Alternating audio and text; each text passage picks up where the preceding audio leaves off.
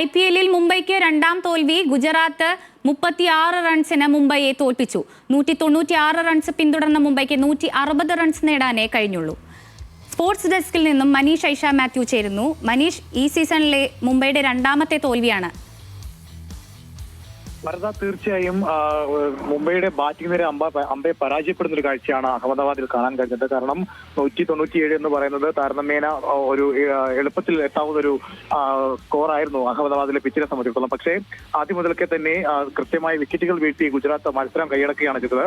ആദ്യ ഓവറിൽ തന്നെ രോഹിത് ശർമ്മയെ നഷ്ടമായ മുംബൈ നിരയിൽ തിലക് വർമ്മ 39 റൺസും അതുപോലെ തന്നെ സൂര്യകുമാർ യാദവ് 48 റൺസ് മാത്രമാണ് തിളങ്ങാനായത്. മാത്രമല്ല നിർണായക സമയത്ത് ക്യാപ്റ്റൻ ഹർദിക് പാണ്ഡ്യ 17 പന്തുകളിൽ വെറും 11 റൺസ് മാത്രം നേടിയുള്ള മെല്ലപ്പോക്കും മുംബൈക്ക് തിരിച്ചടിയായി. ഒടുവിൽ 20 ഓവറുകൾ പൂർത്തിയാക്കുമ്പോൾ 36 റൺസിന്റെ പരാജയമാണ് മുംബൈ വഴങ്ങിയിരിക്കുന്നത്. നേരത്തെ സായി സുദർശന്റെ 63 റൺസാണ് ഗുജറാത്തിനെ സംബന്ധിച്ചിടത്തോളം 196 എന്ന് പറയുന്ന ഒരു ഭേദപ്പെട്ട സ്കോറിലേക്ക് എത്താൻ സഹായിച്ചത്. എന്തായാലും മുംബൈയുടെ തുടർച്ചയായ രണ്ടാം തോൽവിയാണ് IPL-ൽ വരുന്നത്.